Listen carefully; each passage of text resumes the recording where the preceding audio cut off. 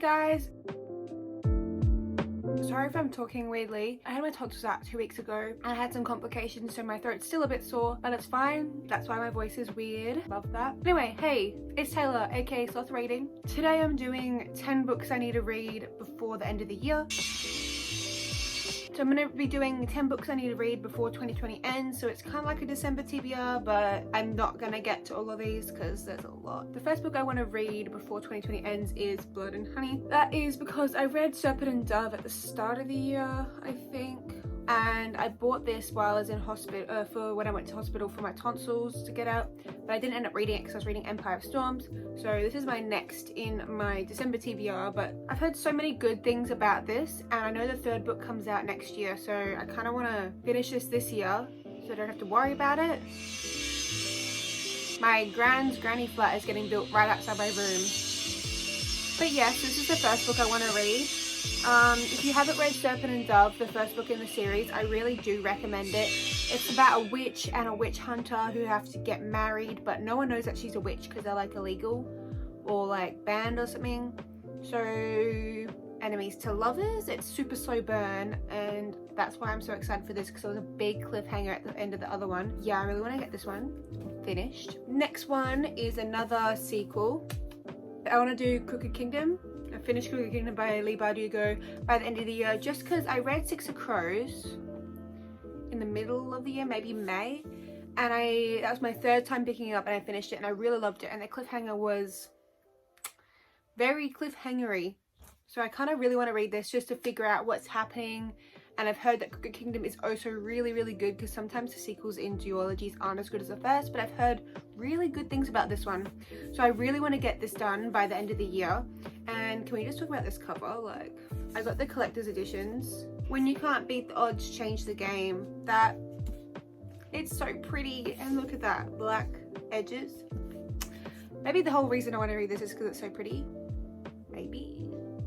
The next one I want to read is one that Jocelyn Reads on YouTube recommended, that she said the series was her favourite, and I actually got the series as a giveaway from Fairy Loot, and it is Red Riding by Pierce Brown, and it's these really cool covers. I've got the other two here, and I really want to read this because I've heard so many good things about it, and I've heard that the character development and the friendships throughout the whole series is just really powerful. I haven't read sci-fi in a while, like dystopian sci-fi. Actually, I don't know if it's a sci-fi or fantasy, I'm not sure, but it's actually pretty small. It only has 330 pages around there, so I think I would definitely be able to finish this one. And the back of this says, I would have lived in peace, but my enemies brought me war. So that kind of sounds really intense, and I'm kind of here for it, and so I really want to get to that. With my TBR, I'm going to finish Blood and Honey, and then I think I'm going to go to Crooked Kingdom, but I'm not sure yet. The next one on my list is a series that I've been wanting to read since the first book came out, and I think the fourth book came out about a week ago or something,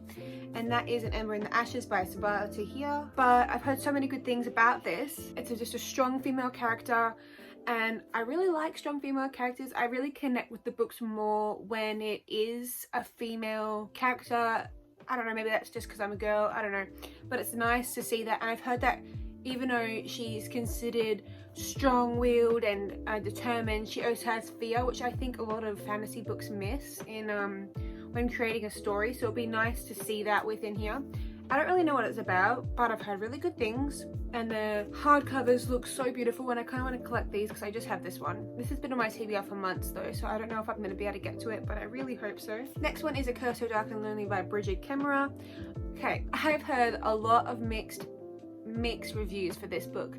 Half say good, half say bad, and I have a feeling I'm going to like it because I really love Beauty and the Beast retellings, as you guys know from my love of Akata. But I did hear a lot of saying that the characters, the pacing, the plot just weren't well thought out, but the covers are really pretty. I've got this in the second book because the third book comes out next year, so I kind of want to finish these two just to jump on the bandwagon and read the third book next year. And I don't know, I just think when a cover is this pretty and it's a Beauty and the Beast retelling, what's not to love? I don't really know what it's about in terms of this plot in particular. I just know that's retelling, but I love anything fantasy, and most of the time I love ones that are mixed reviews because I feel like I'm not as cynical or critical of the plot as other readers are. I just go with the flow and I enjoy the story. I don't really think about, oh, the pacing's slow or anything like that. So hopefully I like it. I don't know. I mean, I bought them in hardcovers, so I better like it because that's expensive. And the last book I have with me is Queen of Nothing. I have actually read, I think I read like 25 pages when it first came out, but I haven't read anything more.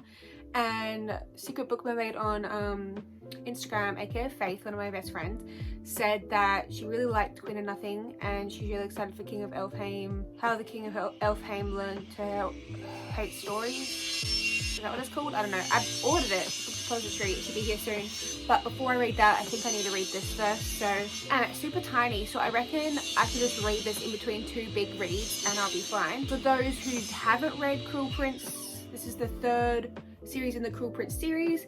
I personally really liked Cruel Prince. At the start I was a bit like about it, but once I got further into the series, I think the second book is when I was like, actually I really love this series. I just love that they don't simp for each other. I don't know, but makes it hard to get, which I think is really cool. I didn't really connect with Jude as a character as much as other people have, but I do adore Carden a lot, and so yeah, what's not to love? Faith. But the whole world in this series is amazing. It's just really well thought out. Holly Black is a very wonderful author. I kind of want to get the modern fairy tales, like the 3 novellas in that big fat book, so I can jump more into the world, but I don't have them yet because I'm poor. Whoopsies. But yes, that's the last I have with me that I want to read.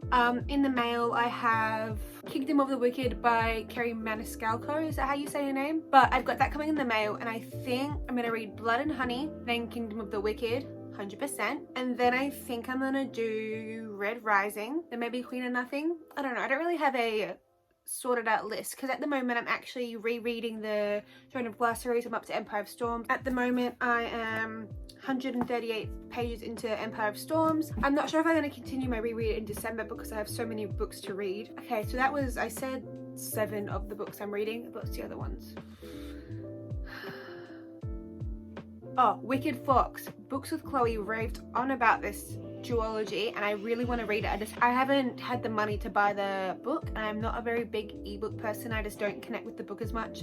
So Wicked Fox is the next one on my thing, and then I forgot what the 10th one was. I'm not sure, but I do want to end up rereading Crescent City sometime either this month or next month, so I can do like a spoilery Crescent City reading vlog, because Mel Reads on YouTube did one, and I don't know, I just really like the idea because I really want to reread Crescent City, and I like a reading vlog where I kind of tell you what's happening, my thoughts, but obviously I'd put spoiler in the title so that you guys know. But yeah, that's the top 9 books that I want to read in December. I'm not too sure if I'm going to get through all of them, but I'm going to try and do not vlogmas because I'm not reliable, but I want to do like reading vlogs for each week in December so you guys can see me actually reading these.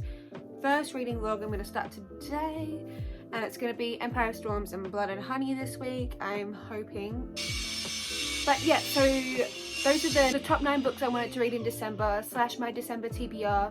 I hope you enjoyed this video. I know it was a bit everywhere, but what you gonna do? Be sure to subscribe if you liked this one and check out my recent videos. But yeah, thank you.